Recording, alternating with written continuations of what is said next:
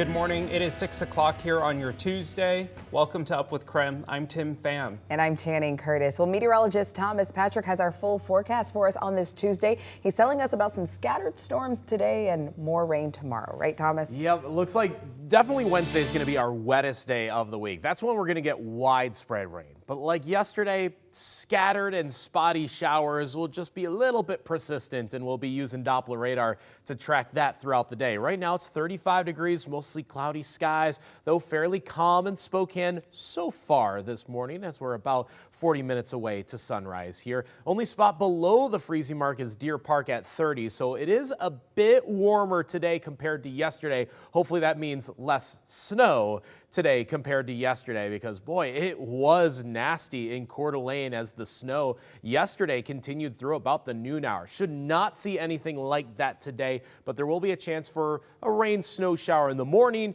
and then just rain showers during the midday afternoon. Again, everything's scattered and spotty today. Well, this morning we are tracking breaking news. Take a live look right now. It's the Francis Scott Key Bridge in Baltimore has collapsed. This after a ship crashed into it. Now, this is a live look as rescue efforts are still underway at this early morning hour. We're told right now that rescue crews are searching for at least 7 people and several cars down in the river below.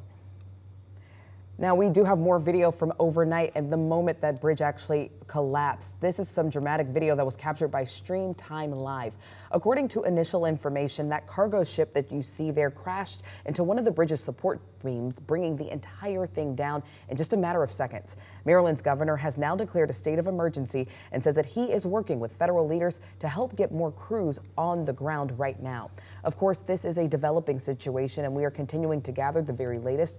We'll keep you updated all this morning here on Up with KREM. New this morning, controversy in Coeur d'Alene. Allegations have surfaced that the Utah women's basketball team faced racial abuse while staying in Coeur d'Alene for the tournament, forcing them to move hotels. KREM 2's Brandon T. Jones in Coeur d'Alene right now with the very latest. Well, what we know right now is that Utah's head coach spoke out about the incident after their game against GU last night, saying her team was the target of racial harassment that made them feel unsafe here in Coeur d'Alene. Also today, there's supposed to be a press conference held by the mayor of Coeur d'Alene. We don't know if the two incidents are related at this point, but we do know that the timelines add up. And here's what Utah's head coach had to say. You know, we had several instances of some kind of racial hate crimes towards our program, and incredibly upsetting for all of us. No one knew how to handle it, you know, and it was really upsetting. And for our players and staff to not feel safe in an NCAA tournament environment, it's messed up. But yeah, that's what happened, and it was a distraction and upsetting and unfortunate. Gonzaga released a statement about the incident late last night. It read in part, quote, "Hate speech in any form is repugnant, shameful, and must never be tolerated." It went on to say, "We are frustrated and deeply saddened to know that what should always be an amazing visitor experience was in any way compromised by this situation." As for that press conference we mentioned, that's expected to start at 10 a.m. here this morning at the resort. But for now, reporting in Coeur d'Alene, Brandon T. Jones, KREM 2 News. For the first time in nearly a decade, the Gonzaga women's basketball team is headed to the Sweet 16. So now they will take on top seed Texas in Portland on Friday. KREM 2's Andrew Quinn brings us more on all of the madness from the Kennel. Well, it was an unforgettable night at the Kennel as the Gonzaga women's basketball team advanced to the Sweet 16, defeating Utah thanks in large part to a 24-8 second quarter run where the Zags shot 5 of 5 from 3 and 75% from the field. Just seeing them succeed in this good of a setting, and seeing my teammates just perform at the highest level they can in college and just put Gonzaga on the map. It's such a fun feeling, and just watching it happen just before your very eyes, it's so surreal, and I feel like sometimes I would just sprint down the court. I don't know how many times, just sprint down the court with the 3 because one of my teammates just hit like a bombshell.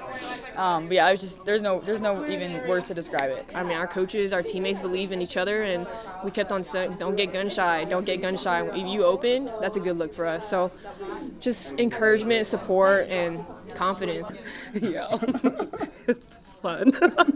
I mean, like, just overwhelming, like, confidence that kind of like spills out from us, but just like in that trust, like, I think that's where like all of those like energy and stuff comes from when we do make shots. It's the trust that we have in each other to make those shots. We have so many threats. I feel like if you try to take away one person, somebody's bound to step up, and we got another option. We got another option after that, and so that run was just the crowd played so much into that too, and helping us keep that momentum, keep that energy going into the next half, and then so on. This game had extra special meaning to Brenna Maxwell, who defeated her former team to send her current team to the Sweet 16. She was overcome with emotion post-game.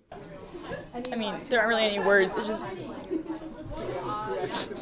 so proud of these guys. It's been kind of an emotional week, but I'm so proud of my team. They stepped up when we needed them to, and it's just so fun to play basketball with your best friends, and they came in clutch. I'm so proud of my team. The win marks 32 wins on the season for the Zags. That's a new program record, and Gonzaga is one of just 4 schools with both the men's and women's basketball programs competing in the Sweet 16. Rare air there. The Zags will now move on to face Texas in the Sweet 16 down in Portland. For now, reporting at the McCarthy Athletic Center, Andrew Quinn, KREM 2 Sports.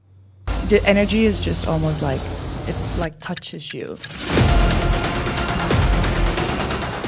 Okay, now this is like the ultimate hype video, and the energy in the kennel rather was absolutely hype as the Zags played their last home game to a sold-out crowd. So from students to hundreds of members of the community, the support for the team really showed up. Yeah, including a few familiar faces. Take a look. You know these guys. The men's basketball team set up camp in the kennel to cheer on their counterparts, and that included Anton Watson, Ben Gregg, and even Steele Venters, who hasn't seen much playing time this year because of an injury. The men are gearing up, though, to play the #1 seed Purdue on Friday in the Sweet 16, so it is a sweet time to be a Zag.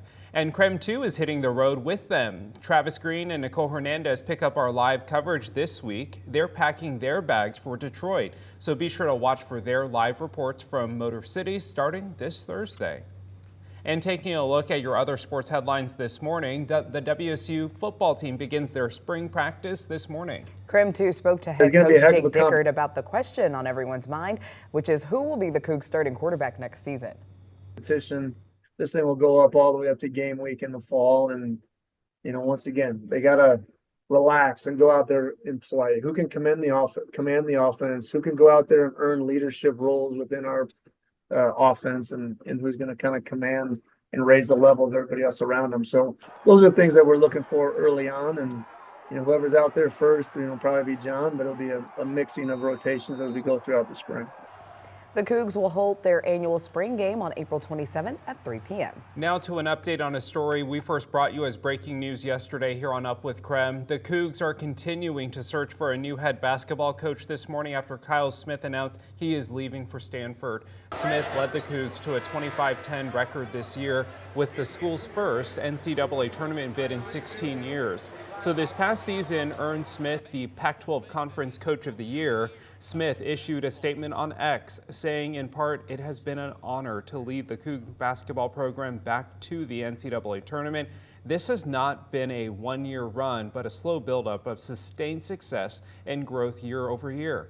Athletic Director Pat Chun issued a statement thanking Smith for his contributions and saying the university has begun a nationwide search for a new head coach. Time is 6:10, and weather-wise, we'll be tracking some more scattered showers through the day. And as of this morning, it may have been a bit of snow on the Palouse. We're going to move Doppler radar down towards Moscow, where it's not just green. It was actually a bit of blue in Moscow for a brief moment. Already looks like the shower is exiting and moving east of Highway 95, but a rain-snow mix or just an outright snowfall looks like that was ongoing over the past 30 minutes or so. And showers like this should not last for very long today. It'll be like that. Just brief moments of mostly rainfall, especially with high temperatures in the 40s and 50s today. But a more widespread rain is likely tomorrow. We're going to time out when that widespread batch of rain is going to arrive for the inland Northwest. Those details are in less than 10 minutes.